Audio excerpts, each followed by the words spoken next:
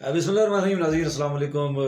मैं हूं आपका अपना हारून कियानी और आप देख रहे हैं जी अपना फैमिली चैनल पुंछ टीवी। और नाज़रीन आपको बताते चलें कि जैसा कि आपको पता है कि सरदार तनवीर इलियास खान वज़ीर-ए-आज़म आज़ाद कश्मीर जो हैं वो उनको नाअहल कर दिया गया है।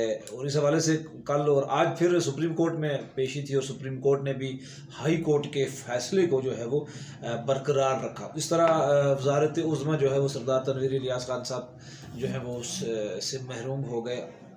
खैर ऐसा तो चलता है, लेकिन बहरहाल एक वज़ीर आज़म जो है उनके साथ इस तरह का जो सिस्टम हुआ है, जो तरीक़ाकार हुआ है, बहरहाल इससे मेरा ख़्याल है कोई भी खुश नहीं होगा।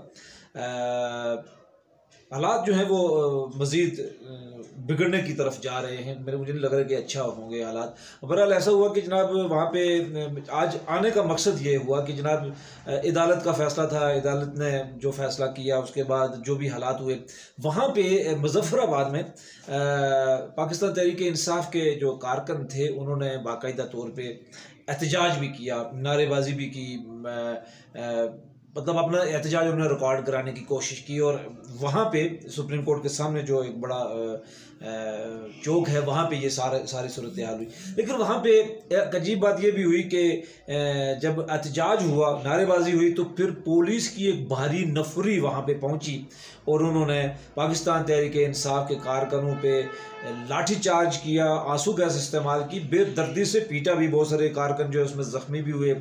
अच्छा मज़े की बात ये थी कि कारकुनों में ख़वातीन भी मौजूद थीं, बुज़ुर्ग भी थे, यंग लोग भी थे।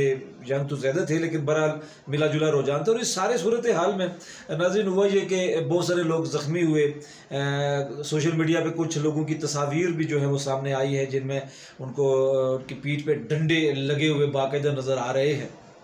अब सोचने की बात, मैंने आज आने की बात ये थी कि सोचना ये है कि सरदार तनवीर इलियास खान जो पाकिस्तान तहरीक इंसाफ आज़ाद कश्मीर के जो हैं वो सदर भी हैं और पाकिस्तान तहरीक इंसाफ की तरफ से ही वो वज़ीर आज़म थे, तो वज़ीर आज़म जो है वो नहीं रहे।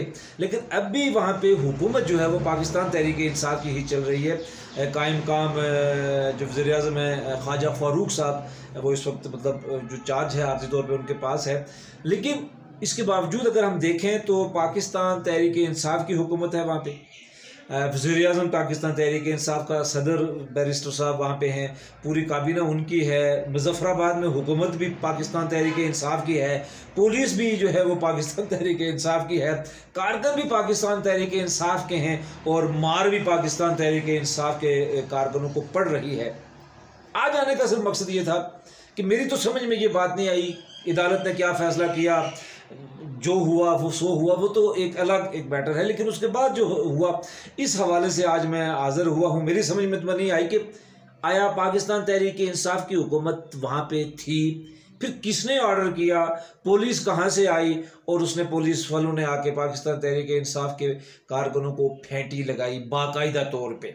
तो ये बाकायदा तौर पे फेंटी किसके हुक्म पे लगी, कैसे लगी, किसने ये ऑर्डर किया, ये बहरहाल एक सवाल है जो मेरी समझ में तो नहीं है। आपकी समझ में अगर आता है तो आप मुझे ज़रूर बताइएगा। अगले प्रोग्राम तक दीजिए इजाज़त। अल्लाह हाफ़िज़। मुजाहिद बुक डिपो पानियोला 30 साल से आपकी खिदमत में पेश मुजाहिद बुक डिपो पानियोला और गिरदनवा के तमाम स्कूल्स और कॉलेजेस की कुतुब और यूनिफॉर्म दस्तियाब है। फ़ोटो स्टेट की सहूलत के साथ मुजाहिद book depot, main road, पानियोला, Azad Kashmir.